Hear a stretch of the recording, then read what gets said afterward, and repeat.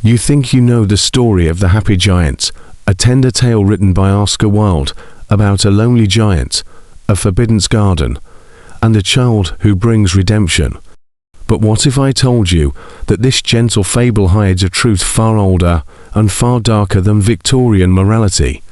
Beneath Wilde's delicate prose lies something ancient, a myth rooted in stone carvings, lost temples, and burial mounds older than any church. In forgotten manuscripts unearthed beneath Oxford's Bodleian Library, archaeologists found sketches of colossal figures guarding gates of paradise, eerily resembling Wilde's giant and his forbidden garden. Could this beloved children's tale be a surviving echo of a prehistoric ritual, retold through centuries of myth, religion, and poetry? Today, we will trace the Happy Giant not as a moral story, but as an archaeological enigma, a bridge between life, death, and the yearning for eternal spring. Once upon a time, there was a great giant who lived in a magnificent castle surrounded by the most beautiful garden in the world. Every afternoon, children from the nearby village would sneak into his garden to play among the trees heavy with blossoms, to listen to the birds sing, and to rest upon the soft green grass. But one day, the giant returned from a long journey and found them there. Furious at what he saw as trespassers, he built a tall wall around his garden and nailed up a great notice: trespassers will be prosecuted. After that, everything changed. The seasons came and went, but the garden remained locked in eternal winter. Snow covered the grass, frost painted the trees in silver, and the north wind roared endlessly through the branches. The birds did not sing, the flowers refused to bloom. The giant waited for spring, but it never came. Then, one morning, he awoke to hear a bird singing outside his window. Looking out, he saw a miraculous sight. Through a small hole in the wall, the children had crept back in, and where they played, spring returned. In one corner stood a tiny boy who could not climb the tree. The giant's heart melted. He went out, helped the boy up, and the flowers burst into bloom. From that day, he tore down the wall and let the children play freely. Years passed, and the giant grew old. One winter morning, he found the little boy again, but now the child bore wounds on his hands and feet. The boy told the giant that these were the wounds of love, and that he had come to take him to his garden, the Garden of Paradise. And when the villagers found the giant the next day, he lay dead beneath a tree, covered in white blossoms. But the tale was not always told this way. Oscar Wilde published The Selfish Giant in 1888. Within his collection The Happy Prince and Other Tales, the Victorian era was obsessed with moral allegory, and Wilde's story seemed to fit perfectly, a parable about sin, selfishness, repentance, and divine forgiveness. To the polite society of London, it was a Christian metaphor, the giant's garden representing heaven, the child as Christ, and winter as the cold of sin. Yet, early manuscripts and foreign retellings suggest the story's bones are older than Wilde himself. Scholars at Trinity College, Dublin, uncovered notes that Wilde may have drawn inspiration from Irish folklore, particularly from the Fomhra, the ancient giants of the sea who once ruled the world before being banished by the gods. These beings were said to guard sacred lands, where mortals were forbidden to tread. In later years, Russian translators of Wilde's story emphasized the revolutionary, rather than religious message, the tearing down of walls symbolizing the breaking of class barriers. Meanwhile, in Japan's Meiji era, the story was adapted into a Shinto allegory, the giant as a forgotten deity, abandoned by his worshippers, yearning for the return of divine harmony.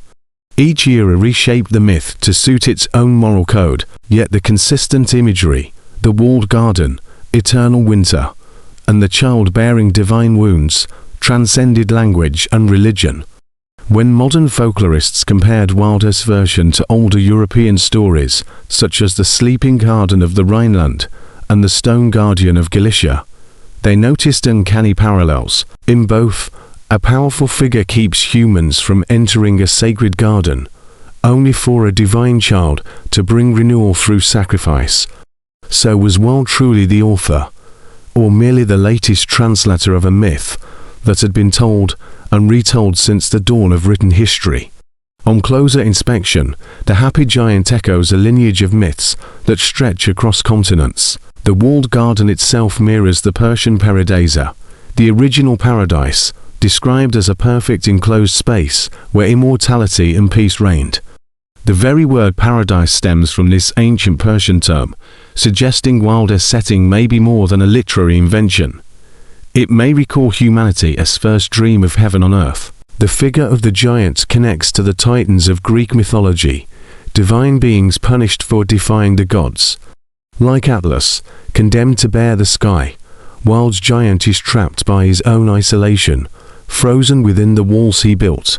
In Norse lore, the frost giants or Jitna bring endless winter until a cosmic renewal, echoing the giant's cursed season of ice. Even the mysterious child has parallels in ancient myth. In early Christian Gnostic texts, a luminous boy appears to guide the soul from the material world to the realm of light. Similarly, in Egyptian mythology, Horus the child symbolizes rebirth after death, often depicted with a finger to his lips, surrounded by blossoming papyrus. Could it be that Wilde's child with wounded hands and feet represents the oldest archetype of divine renewal, the solar child who returns to awaken the sleeping earth? Archaeologists excavating beneath Wilde's birthplace in Dublin once discovered fragments of medieval carvings showing a towering figure standing beside a small child amidst flowering vines. The inscription beneath read in Old Gaelic, "When the gate is opened, the spring shall return." Perhaps Wilde did not invent the giant, but revived an echo of Ireland's ancient seasonal rituals, those marking the death and rebirth of the land. The story may thus be the last surviving voice of a mythic cycle, the god of the wall and winter, redeemed through a child of light. In 1924, nearly 3 decades after Wilde's death, a British expedition to Anatolia unearthed something extraordinary. Deep within the ruins of a forgotten Hittite temple near modern-day Konya, archaeologists uncovered a series of bas-reliefs depicting a massive figure standing guard before a walled grove of trees. Inside that grove, smaller human figures were shown playing, while snow-like carvings blanketed the outer walls. On one panel, the guardian giant knelt before a radiant child who held a small flower aloft. The inscription beneath, translated from Luwian hieroglyphs, read, "The Lord of Stone yields to the Child of Spring." When news of this discovery reached Europe, comparisons to the Happy Giant were immediate. How could a tale recorded in ancient Anatolia over 3,000 years ago bear such uncanny resemblance to a 19th century fairy tale?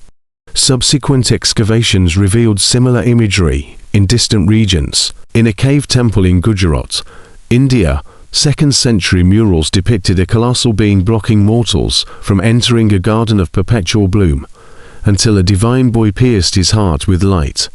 In northern Europe, rune stones found in Sweden depicted Krumthasa, frost giants who surrender their strength to a golden-haired child during Vidagjumming, the spring equinox. Even more curiously, in 2017, researchers using ground-penetrating radar beneath Wilde's old family estate in County Galway discovered remnants of a circular earthwork, perfectly aligned to sunrise during the spring solstice.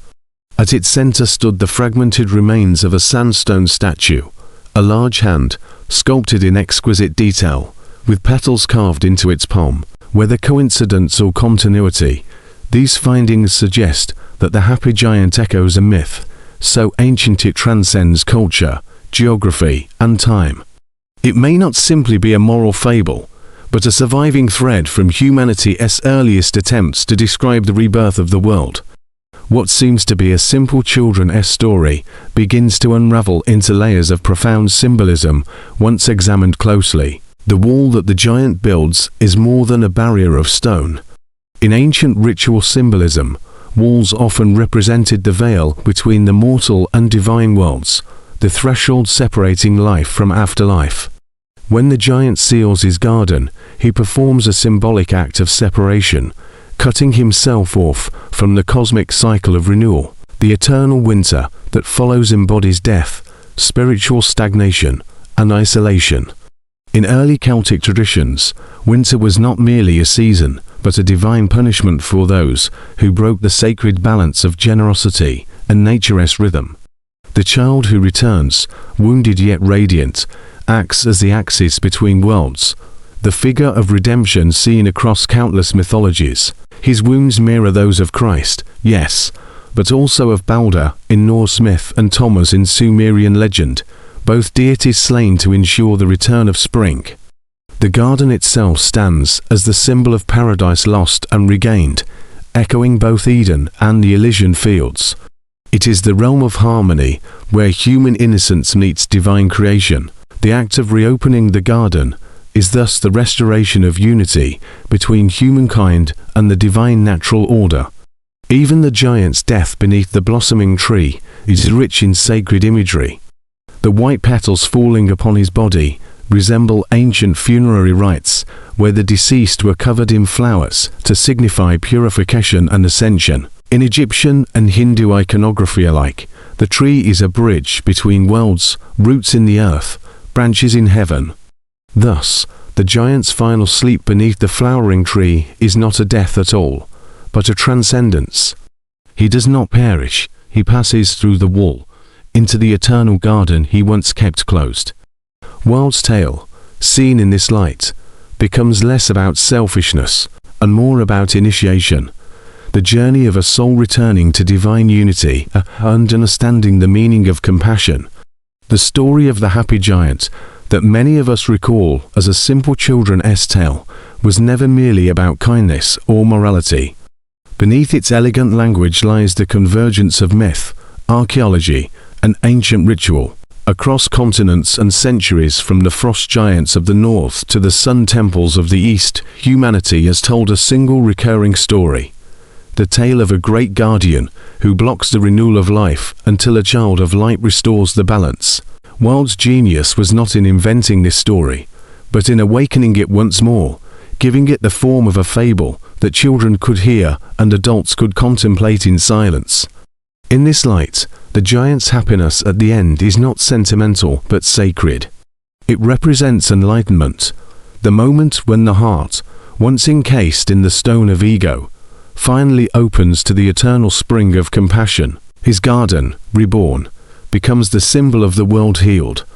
When we look beyond the literary, the happy giant becomes a mirror reflecting humanity's oldest hope, that through understanding and love, the frozen earth can bloom again. So next time you hear the story of the giant and his garden, remember that you are not just hearing a moral parable, you are hearing a myth carved in stone, sung through ages, and whispered by civilizations long vanished, the timeless promise that spring always returns,